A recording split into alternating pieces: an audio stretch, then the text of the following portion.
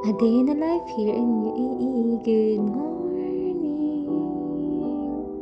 Kapoy gyapon ang lawas pero kinahanglan tagid magbangon kay kinahanglan ta kwarto. Ay kinahanglan. So for this video ay vlogger.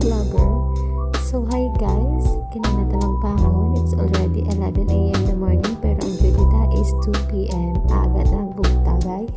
Kinahanglan ta pa magplancha para hipid ng aton na uniform. Di masita ka security. So, may cooking show si Inday. Kinahanglan tagid magbalon kay para makabudget ta. So, ara guys, mag-cooking show si Inday. Ay, cooking show. O, nalipay gid saya kay malapyo naman sa pugday naman ang person. So, fresh from the farm si Inday. Kinahanglan ta mag-makeup, no? Para presentability sa atubang ka-customer. Ay, presentable. So, ara guys, may pa lipstick sinday. Ara na guys, essence. Ay, essence. So, kinahanglan ta mag-lipstick kay para pouty. Ay, pouty.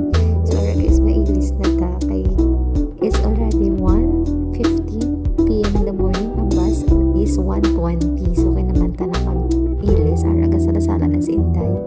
Kay mamita. Kanugan ka 20 dirham. I-plate kita sa taxi. Kinahanglan ta maging sa bus. So, ara na guys, kapangita na sa kabadge, hindi na makita ang name badge niya. Ako nakailis na tanan ng mega ko. Ara ako, kapamili pa lang kami just yan. Wow, Inday. Giyo na da. So, ara pa ura si Inday. Kinahanglan ta magpahamot guys. Kinahanglan ta gid i-fix. Ay, i-fix.